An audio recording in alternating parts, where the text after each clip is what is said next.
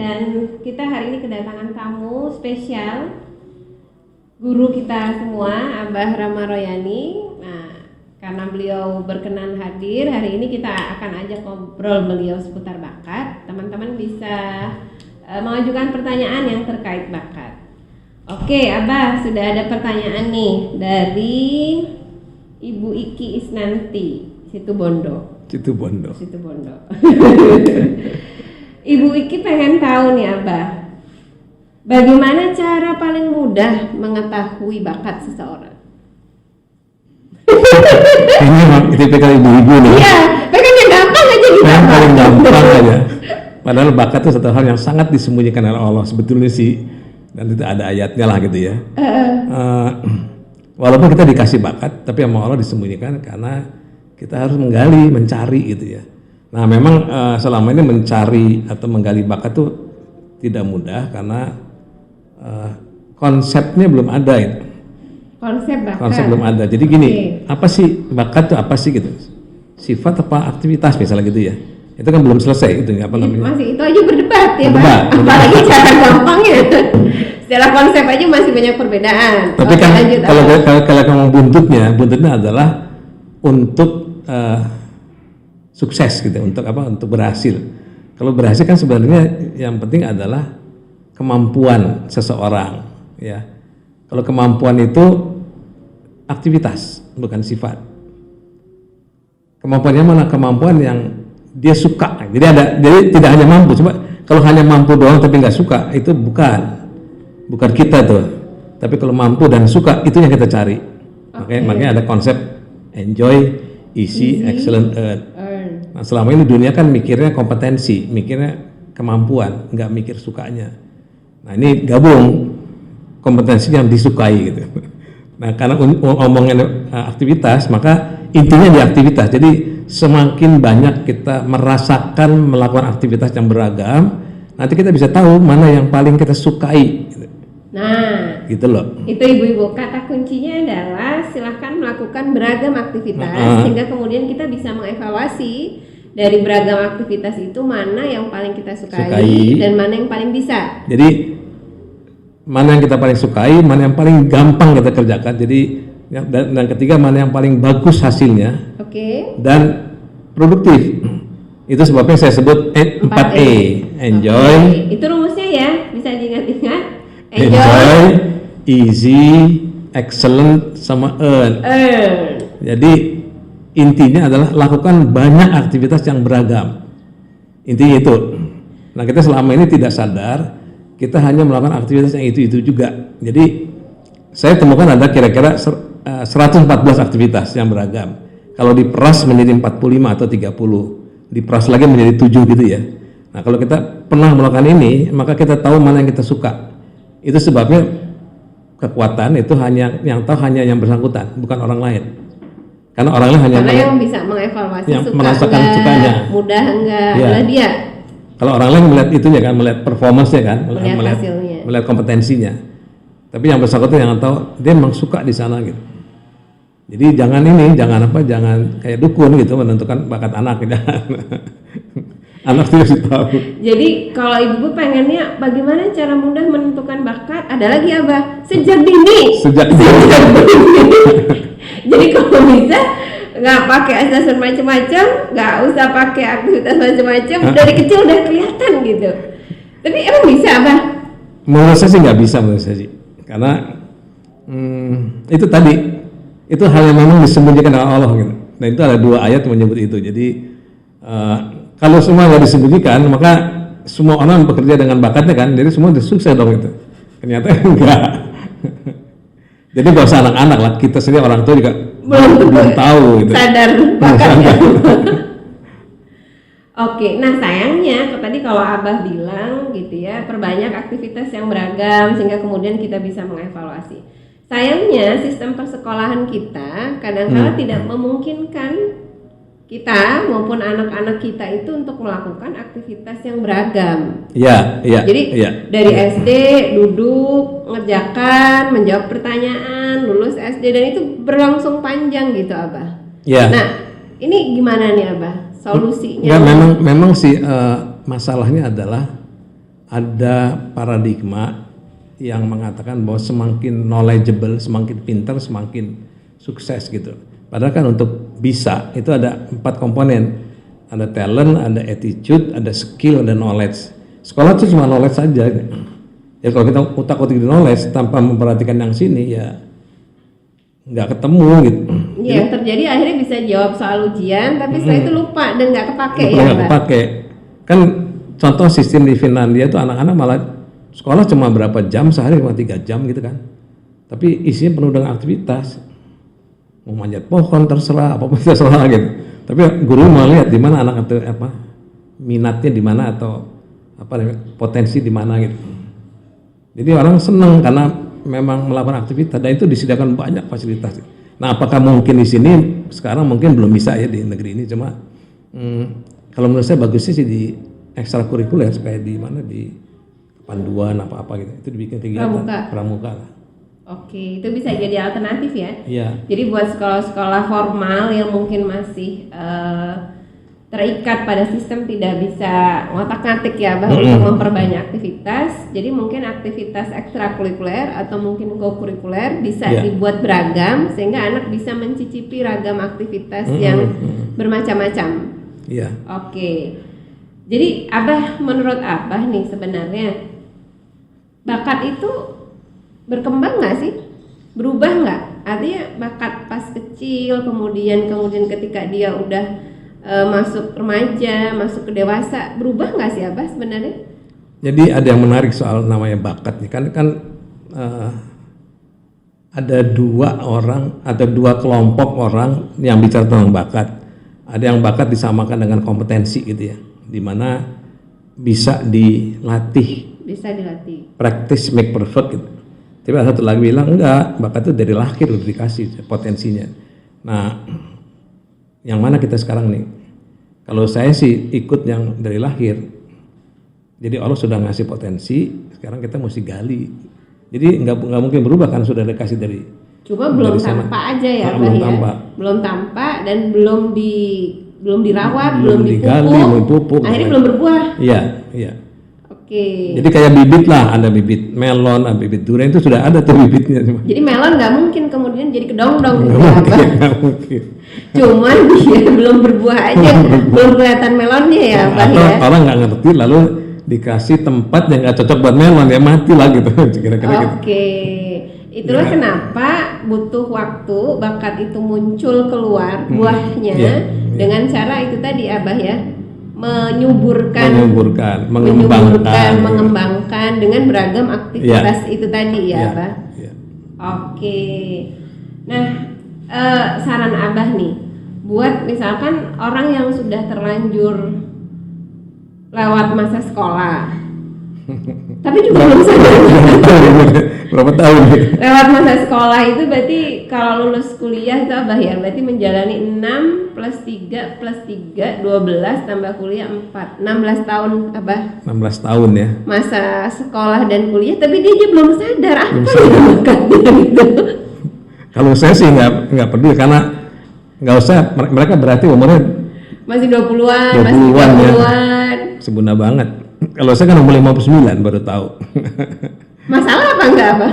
Enggak, itu nggak masalah. Saya kerja selama 27 tahun jadi direktur utama, bisa gitu. Bisa ya? Dan saya tidak sadar itu salah, silakan nggak sadar bahwa itu salah gitu. Tapi ya kemudian Allah ngasih petunjuk tentang telemapping, begitu saya pelajari loh, kok saya salah tempat ya gitu, pantesan. Jadi saya ngerti sekarang karena dulu tuh stres, saya ngerti gitu. Artinya kalaupun kita nggak kenal bakat, sebenarnya tetap masih bisa hidup ya. Bisa. Hidup pasti akan berjalan seperti biasa. Bisa. Masih tetap bisa makan, ya. Nah, betul. Yang penting masih kerja keras. Tapi pasti akan ada satu titik di mana ada yang hampa mungkin ya. Iya, betul. Kenapa tuh Abah? Kerasa hampa kalau kita nggak kenal bakat? Gini, kita kan hidup ini gini lah. Orang kalau menciptakan sesuatu tuh ada maksudnya nggak? Iya. Pasti ya. Iya. Jadi ketika Allah menciptakan manusia, ada maksud dong. Jadi kan kalau ngomong bakat, yang ngomong Allah sih. Maksud Allah itu adalah tugas yang kita mesti kerjakan gitu. Jadi ukuran tujuan penciptaan. Ya, enggak, maksud Allah itu adalah tugas kita. Maksud Allah menciptakan kita Nah, itu adalah menjadi tugas kita. kehidupan Tugas kita. Oke. Jadi kita masing-masing punya tugas gitu. Nah, ukuran sukses kalau kita bisa jalankan tugas itu, tugas yang Allah berikan gitu. Jadi kalau kita belum tahu tugas itu, terus bagaimana kita bisa sukses dalam arti itu ya? Langit ya. Menjalankan Langit ya kan. misi. Kan nanti dipanggil pulang ditanya, kamu jalan ke tugas nggak? Nah, saya nggak tahu tugas saya. Tugasnya. Nah ini kita gali dan semua orang yang dikasih tugas pasti dikasih perangkat untuk jalankan tugas gitu. Betul nggak ya? Iya. Setiap orang yang dikasih tugas pasti dikasih perangkat untuk jalankan tugas. Dan karena tugasnya unik maka perangkatnya unik. Nah itu kita mesti gali apa sih yang ada dalam diri kita yang Allah berikan supaya kita tahu tugas kita gitu kira-kira. Nah keunikan kita kan sebenarnya sifat kita. Nah itu adalah perangkat yang Allah berikan untuk sukses sebenarnya sih. Cuma kita tidak sadar karena nggak ada kaitan kan. Kalau ngomong kompetensi kan skill, knowledge, attitude kan. Sifat nggak ada di sini tuh di antara tiga ini. Iya, betul. Ya nggak. Padahal ada sifat yang menentukan apa namanya siapa kita sebenarnya. Nah kita mesti ngapain gitu. Nah kalau udah tahu itu pada umur berapapun juga nggak jadi masalah gitu. Saya kan umur 59 nih. Ya sudah saya switch. Oh tegasnya ternyata ini walaupun saya udah terlambat.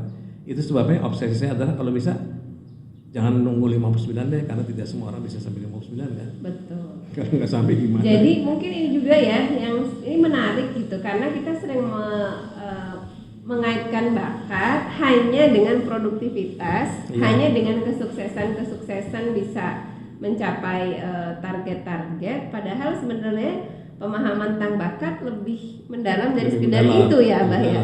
Yaitu terlaksananya tugas sesuai dengan tujuan Allah nyiptain kita. Iya. Iya. Dengan cara mengetahui sifat-sifat unik tadi kita. Iya. Sehingga bisa kita lakukan buat melakukan sesuatu yang produktif dan bermanfaat ya, Abah ya. Iya. Nah, berarti kalau misalkan bakat lebih besar nih dari sekedar produktivitas kerja, apa yang harus dilengkapi nih, Abah? Selain udah kita sadar nih bakat kita apa, berarti hal lain apa yang harus kita lengkapi nih supaya tadi lebih. Jadi kalau nanti kita sudah tahu sifat kita, ya tapi sifat yang produktif ya, itu nanti juga kita akan kira-kira tahu potensi kita. Itu yang menentukan nanti kita harus jadi apa nanti. Nah ketika perannya sesuai dengan sifat, maka kerja itu nggak ada bosennya, nggak ada stresnya gitu karena memang gue banget nih kerjaan gitu loh. Oke. Jadi menurut Abah sebenarnya tugas itu satu atau banyak, Abah? Macam-macam. Ada orang yang tugasnya cuma satu, ada tugasnya itu macam-macam. Tinggal biasanya gini, yang menarik gini. Kalau orang merasa tugasnya banyak, bingung biasanya. Tapi ada orang yang begitu, Abah ya? Ada yang namanya multi talented kan begitu kan. Terus artinya dia akan mengerjakan tugas yang berbeda pada episode kehidupan yang berbeda. enggak, sebenarnya gini, ada orang yang namanya multi talented, dia bisa segala macam, mungkin ada sekian belas peran yang dia bisa lakukan gitu. Yang saya alami mereka bingung kan. Saya pilih yang mana nih Bah kalau gitu? Untuk diprioritaskan. Kira-kira gimana tuh? Iya benar. Pilih mana kira-kira?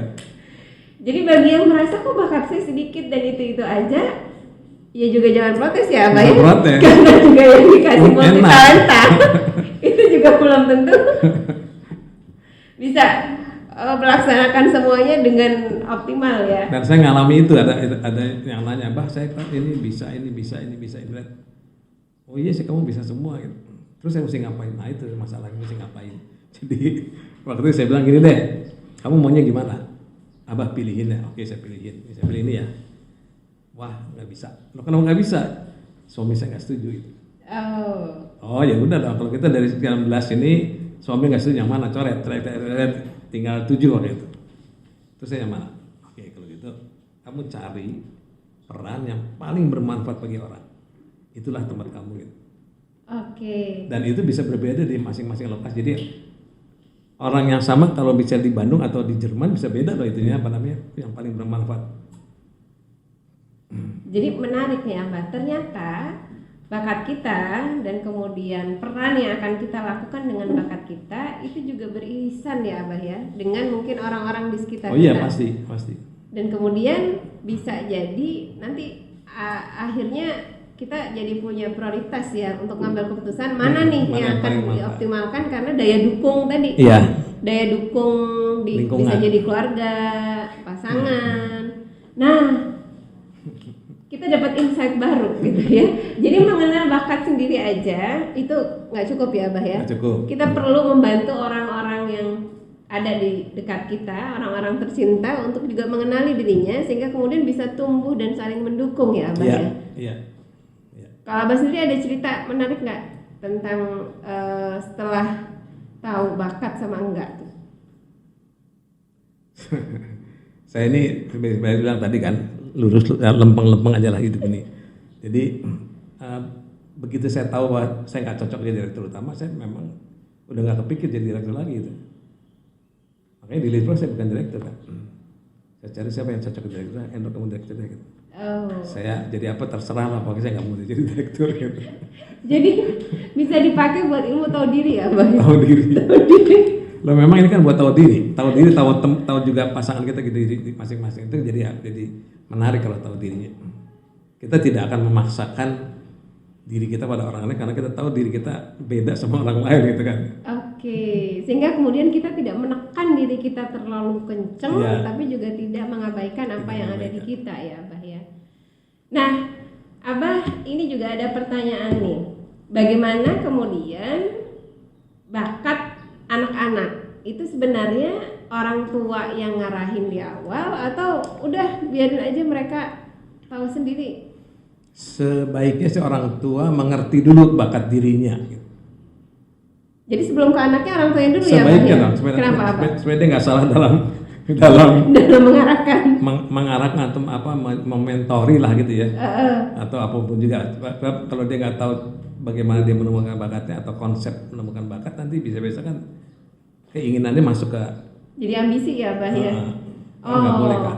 Makanya ketika ada yang nanya nih, Bu Ninin, saya mau asesmen TM buat siapa, Bu? Anak saya umur berapa? 7 tahun gitu. Berarti saya sarankan, oh ibunya dulu aja. Lah kenapa? Saya udah terlambat gitu. Nah, menurut Abah, apologi sudah terlambat gimana nih, Abah nih? Kan saya 59 nggak terlambat. Gitu ya. Tenang Bu, Abah aja maksudnya nggak terlambat gitu ya. Masih hidup lagi. Alhamdulillah. Masya Allah. Abah, kadangkala berapa orang yang melakukan talent mapping itu buru-buru pengen tahu, saya habis talent mapping tapi kok saya nggak sukses. Jadi mereka tuh pengen habis ngisi talent mapping terus langsung jadi sukses gitu, Abah. Ukuran suksesnya apa sih ukurannya? Itu dulu kan. Kalau orang-orang talent mapping itu ukuran suksesnya adalah berapa besar dia memberi pada orang, bukan menerima ya. Oke. Memberinya bukan hanya uang tapi macam-macam. Misalnya saya nih kalau dibandingkan waktu jadi direktur dulu sama sekarang jauh lah gitu. Dulu perusahaan saya kan 200 miliar, pegawai ada 400 sih. Sekarang 3 miliar, 4 miliar, pegawai cuma 6 gitu. Nah, kira-kira suksesnya mana tuh? Kira-kira. Kalau soal menerimanya kan pasti lebih kecil lah. Oke. Tapi memberinya saya lebih banyak daripada dulu kan. Betul nggak? Lebih bahagia mana, Abah? Ya saya lebih senang sekarang. Gitu. Oh iya. Jadi pertama lihat itu. Ukurannya. Kedua kan gini. Kan untuk sukses itu bukan sekedar kerja keras harus lah. Jangan-jangan belum pernah. Tapi juga setelah ada 3 lah. Kerja keras, mengenal diri, sampai yang salah satu yang basic adalah doa gitu. Dan itu yang nggak boleh ditinggal ya. Nggak boleh ditinggal. Ya. Jadi ada orang yang memisahkan ini, Abah. Bakat nggak penting, yang penting kerja keras aja gitu, Abah. Nggak bisa karena itu kan 3 sisi mata uang. Kalau mata uang. 3 sisi gimana? Bakat, kerja keras, doa. Dan nggak bisa saling meniadakan. Nggak bisa. Jadi nggak bisa cuma kerja keras aja cukup, nggak penting nggak bakat gitu. Nggak bisa. Nggak bisa ya, Abah ya. Nggak, kalau kerja keras saja nanti akibatnya orang akan jadi sombong, kan akan menuhankan kerja keras. Betul. Menganggap bahwa kesuksesannya hanya Kalian dari kerja kehebatannya aja gitu. Nggak pakai doa tuh kan. Betul. Dan banyak kejadian gitu kan orang. Saya sukses karena kerja keras nih gitu. Nggak bisa karena Allah kasih jalan. Kalau Allah nggak kasih jalan sih nggak mungkin lagi. Nah, jadi memang menemukan bakat, tahu tentang bakat aja belum cukup ya, Abah ya. Belum cukup. Jadi jangan berharap udah ngisi talent mapping terus langsung jadi sukses. Itu kayak baru belanja di pasar tapi belum dimasak ya keluarnya. Oke, ini menarik nih. Kemudian Abah, kira-kira nih, bakat itu kan juga masih sesuatu yang sama sebagian orang belum terlalu diterima ya konsep ini ya. Gitu. Kira-kira kenapa ya Abah? Nggak kenapa-napa sih, memang kan di dunia nih. Jadi gini, di dunia ada konsep yang namanya tabula rasa gitu ya, atau manusia itu kertas putih. Jadi baginya lingkungan yang menentukan Mau jadi apa? jadi apa dia itu. Sedangkan bakat kan lebih ke fitrah, dan itu kan dua hal yang beda sama sekali gitu. Nah celakanya yang ikut konsep fitrah kan nggak sampai 5%. Sedangkan konsep kertas kosong Mainstream. hampir semua kan. Betul. Itu menjadi apa ya, di psikologi begitu, di pendidikan begitu, di manajemennya begitu masih gitu. Jadi memang kayaknya belum saatnya lah ya, apa namanya, ngomong bakat cara besar-besaran. Makanya jangan heran kalau terus bakat itu apa sih gitu. Dan yang lucu, kita nih kalau nanya itu ya, nanya soal orang sukses, kan selalu nanya orang yang memang sukses kan. Jadi ditanya, Pak, Bapak kok bisa sukses sih gitu. Dan jawabannya nggak pernah bakat, nggak pernah jawab bakat kan. Saya bakat ya, nggak pernah gitu. Itu nggak? Iya. Jadi itu bagaimana orang percaya sama bakat, kalau jawabannya bukan bakat kok. Gitu ceritanya. Tapi sayangnya jawabannya selalu kerja keras. Nah, yang tidak pernah dipertanyakan orang yang sudah kerja keras tapi nggak sukses, nggak pernah ditanya tuh. Orang yang sudah kerja keras tapi Tapi nggak nggak sukses. Dan itu lebih banyak daripada yang sukses, jauh Nah. lebih banyak. Cuma nggak pernah ditanya, Bapak kenapa nggak sukses? Dia diem gitu ya. Padahal udah kerja keras. Udah kerja keras. Saya sih rezeki kurang Pak, dia jawab gitu kan. Nggak mungkin Allah tidak kasih rezeki gitu. Tapi apakah orang yang sudah mengenal bakat itu akan selalu konotasinya merasa berkelimpahan, Abah? Minimum tahu itulah, tahu mesti ngapain itu. Tapi dia nggak bisa diam kan, maksudnya mesti kerja keras juga nggak bisa cukup. Saya tahu jalan saya ke sana, terus saya diam aja nggak bisa gitu. Maka itu kan dua sisi mata uang yang nggak bisa nggak bisa dipisahkan dan nggak bisa juga diperbandingkan gitu. Baik. Oke, pertanyaan selanjutnya, Abah, apa tips supaya bakat kita itu bisa terasah jadi kompetensi yang handal? Oke, mungkin pertanyaannya gini, ini ada bakat kalau dalam telemapping ya, ada bakat, ada potensi kekuatan. Kalau bakat sifat, potensi kekuatan kan aktivitas. Nah biasa tuh orang bisa 5 sampai 20-an lah aktivitas produksi dia. Nah kita mesti cari peran-peran yang membutuhkan itu. Jadi misalnya gini ya, peran apa sih peran manajer? Manajer apa sih umumnya gitu? Planning, organizing, motivating, controlling, itu intinya itu ya. Itu manajer apa? Nah di 4 aktivitasnya kita punya kekuatan nggak? Kalau punya ya cocok jadi manajer gitu. Tapi kalau misalnya dari 4 ini 3 enggak gitu, wah hati-hati gitu. Planning enggak, apa item, organizing item, controlling item, cuma yang motivating yang bagus ya nggak usah manajer lah, jadi motivator aja lah kira-kira gitu. Jadi lihat nanti peran ini butuh aktivitas apa yang cocok nggak dengan kekuatan kita yang ada gitu. Oke, jadi nggak cukup melihat bakat sebagai sifat produktif, tapi lihat juga potensi kekuatan di mana kita bisa melakukan aktivitas-aktivitas yang lebih produktif, yang berkesesuaian dengan bakat kita. Oke, dan kemudian melihat juga apa yang dibutuhkan ya, Abah, yang dibutuhkan oleh lingkungan, oleh dunia dari diri kita.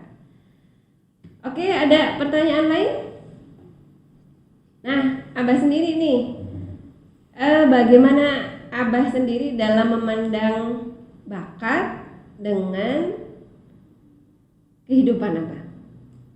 Ibarat apa kalau misalkan Abah punya permisalan tuh? Bakat dengan kehidupan. Kenapa sih kok kita harus mengetahui bakat? Kok kita harus ini? Kenapa tuh Abah? Kan balik ke yang tadi. Jadi manusia kan punya tugas, gitu ya. Tugas itu adalah alasan keberadaan. Nah itu penting, alasan keberadaan itu penting. Kalau kita tidak punya alasan keberadaan, maka kita nggak ada gitu loh. Jadi dengan mengetahui bakat, kita bisa mengetahui alasan Alasan keberadaan keberadaan kita kita. di dunia, punya bikuan yang kuat, ya Pak Iya. ya, sehingga Bikuan. kemudian kita jadinya nggak ikut-ikutan, kita kemudian nggak merasa melakukan sesuatu karena tekanan siapa, tapi memang karena Iya, itu bagian dari karena gue bangetnya gitu kan. keberadaan saya gitu Dan ya. itu penting karena gini, kalau orang kehilangan alasan keberadaan, walaupun kaya raya gitu ya, itu nggak lama loh. Tetap merasakan kekosongan makna Iya ya kan, Pak ya. banyak kan orang pensiun kaya raya, bingung dia. Awalnya dia main golf terus gitu ya, karena dia pikir dia mau main golf tiap hari. Gitu. Bebas. Tapi setahun kan itu juga apa namanya, capek Bosen. juga kan, bosen kan. Terus saya ngasih ngapain, mau ke anak sudah di mana-mana Jauh-jauh. gitu. Dan kalau ketemu juga mereka tidak begitu happy gitu. Ketemu cucu cuma senang 2 hari, setelah itu nggak senang karena ini kakek ngomongnya apa sih, suatu yang kita nggak ngerti gitu kan. Ya, cari teman-teman sudah pada nggak ada gitu. Itu apa yang dilakukan lagi? Nah, Kan hilang alasan keberadaan kan. iya. Nah itu. Tapi berarti memang bakat itu berkaitan dengan tugas. Tugas itu membuat kita harus melakukan sesuatu yang membuat kita sibuk dan capek. Berarti melakukan sesuatu yang sesuai dengan bakat itu capek ya Pak? Nggak capek, senang aja. Jadi kita kalau kerja sesuai dengan potensi bakat kita itu ya senang. Jadi antara apa ya, kerja sama libur tuh sama Beda-beda, gitu. iya. Sibuk Sama. tapi asik ya Abah Asik, ya. asik. Artinya walaupun dia pensiun dia tetap akan sibuk. Iya. Mungkin iya tapi dia menikmati ya Abah ya. Saya ada cerita teman saya tuh someday dia sudah pada puncaknya gitu. Terus kebetulan kami sama-sama tusuk jarum. Nah teman saya juga bilang, Ram itu kenapa sih kok kelihatan fisiknya menurun gitu. Menurun. Terus kenapa? Ya kasihan loh dia. Terus dia apa? Cari kesibukan. Oke, saya bilang. Saya tanya, kebetulan saya punya peluang untuk ngajar di ITB kan. Saya bilang, Bud, mau nggak lu ngajar di ITB?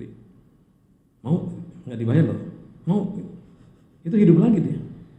Ada lagi semangatnya ya.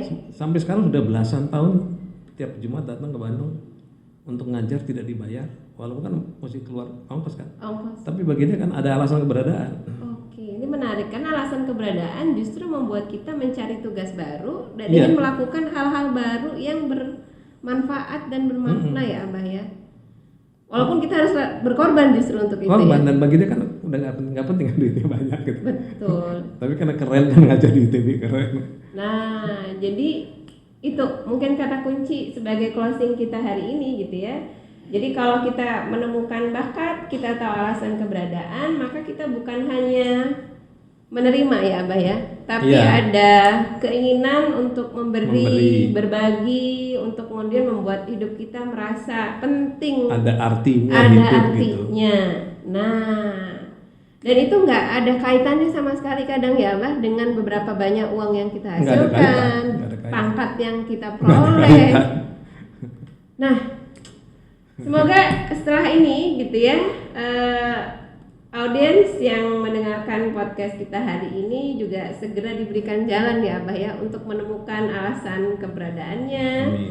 Dan tentu saja tadi kata Abah, bakat aja nggak cukup ya, butuh kerja keras dan doa. Doa terbaik kami semua, dan mohon doanya juga buat Abah semoga selalu sehat, afiat. Ya, sampai ketemu lagi insyaallah. Assalamualaikum warahmatullahi wabarakatuh. Waalaikumsalam warahmatullahi wabarakatuh.